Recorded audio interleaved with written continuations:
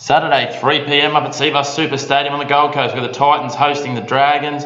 Changes, there's none for the Titans there. In for the Dragons, Benji Marshall, Khalifa Faifailoa and Saliva Havili. Out for the Dragons, Josh McCrone drops to 18th man. Peter Matautia and Jake Marchetto drop out of the squad. Alright, well, we are up to the Gold Coast on Saturday afternoon. The Dragons, what can we say about them? It's been nearly 3 hours of football. I believe the tally's at 162 minutes and 40-something seconds since they've scored a point. Not a try, but a point. Honestly, if you get within range in the first 40 minutes, just take a field goal shot. Take the two, anything. Yeah, exactly. Anything. English will be happy, take a field goal, you get 2 points. Yeah, well, that's it. But he only generally does it when they're down. Yeah, exactly. So, that's most of the time for the Dragons, though. Anyway, really impressed with the Titans last week. Cameron Cullen on debut. They didn't quite get it done against the Sharks, but they were right in the arm wrestle. They've been right in the arm wrestle in most of the games. Even that game against the Broncos that we were discussing earlier, they were right in the arm wrestle. A couple of late tries really just sort of took the Broncos away. I think they scored something like 3 tries in the last 9 minutes or something. So, certainly been quite impressed with them. They've got a few players to come back. This week, it looks like they've named him, but it looks like Greg Bird won't play. And so he shouldn't for that shoulder charge on Jimmy Maloney's head. I mean, Jimmy Maloney hasn't been in the best form, but you don't have to take him out of the game. Exactly. He didn't know where he was for Jimmy Maloney. So certainly there, in regards to that, Bird's probably likely out. Another one that's named is Daniel Mortimer. I don't know if anyone's seen the picture floating around on social media. I showed it to you the other day. It's a shocker. That was a gaping wound, so if he does play, he's going to have to wear headgear, and even then I'd be surprised. He's going to be a little bit sore and still showing the effects of what looked like about a 10 centimetre long and about 3 centimetre deep wound. Wouldn't be the worst loss for the Titans, but losing Mortimer. I think he hasn't been adding too much this year off the bench. I think there's better players that can come in off the bench and add a bit more, especially with the Titans. They've got the great forward pack. Now I think with Cullen on the side, it adds them that flair in the back line, which they've really been lacking for the last couple of weeks. It'd be interesting to see how he goes second game, and hopefully he can add it. Yeah, I certainly think that Mortimer, he hasn't been adding a lot. If they're missing Bird and Mortimer, they're two of their ball playing options. Admittedly, they got William Zillman back. He didn't really ball play much last week, but certainly didn't disappoint at the back. Someone I was really impressed with and have been impressed with so far this season, Nene McDonald, the PNG International. He's a weapon. Did that run down on the weekend? Very quick. Wow, admittedly Barber managed to smoke him with one of the best pieces of individual movement you'll ever see. Yeah. But that was a phenomenal chase. He was closing metres on a bloke who's light. Ben Barber is in anyone's terms lightning, and he was closing like 3 metres over every 15. Definitely. For this game, I think the Titans are going to be too strong. I think it will be a lot closer than what we were anticipating, but because it's at home ground up in Gold Coast, I just think the Titans forwards are off too much, so I've got them 1-12. Yeah, I think the Titans around those edges, the Ryan James style will certainly put it to the Dragons. I don't think it'll be a particularly high scoring one, this one. Neither team has a huge amount of points, and if you have a look at the Titans, they're sort of averaging 18, 20 points a game. I think the Dragons are averaging about 6. So I think it'll be a low scoring one. Again, I think the Titans will get it done 1-12 as well. Yep. Saturday, 5:30 p.m. Westpac Stadium in Wellington. The Dogs take their home game across the ditch to face the Warriors. Dogs line up 1-17 as last week, while the Warriors see Bodine Thompson and David Fussatua in. Out, Jeff Robson and Albert Vete. All right, Bulldogs. Keep in mind, guys, it is a home game for the Bulldogs, but it is over in New Zealand.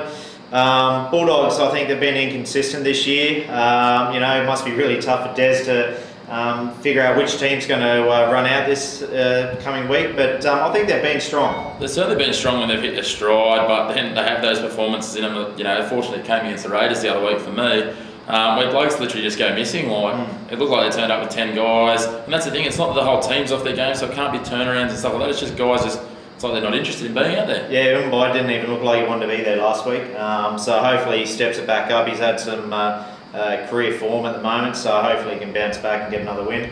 2 big forward packs against each other. I'm really looking forward to a good beat up sort of a game. She's going to be a ding dong physical battle. I think the Warriors, forwards, as we've discussed previously, are a little bit behind their best. Yeah. I'm certainly looking forward to seeing hopefully your Madalinos and Lillyman, who are guys with solid international experience, taking it to guys who don't take a backward step in, Clemmer, your big bodies like that, and then your other guys like your Graham and Tolman who've been pretty solid so far this year. Yeah, definitely, and like you alluded to, I think we've been speaking about it a bit lately. The likes of Sean Johnson, RTS, have just been missing, but I think that's as a result of the forward pack for the Warriors just not getting enough forward movement, not enabling the boys to get on top of defences going backwards, which is really what they look for. So I think look for the Warriors to possibly step up. I think McFadden would have noted this, and look for the forward to step up, and the likes of RTS Sean Johnson and Isaac Luke just to make a forward movement. Yeah, certainly. Obviously, the big thing too in the news of the team naming Lolohea moving into 5'8", Robson being dropped.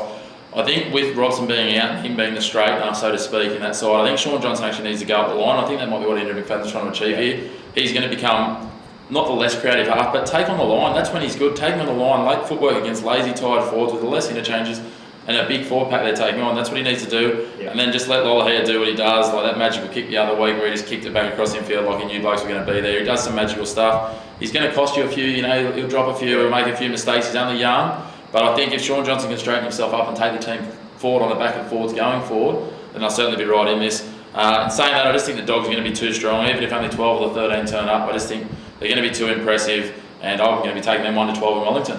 Yeah, definitely, I agree. I think the Bulldogs have had a strong record against Warriors as of late, 4 of the last 5. I think they're just going to be too strong over there in New Zealand.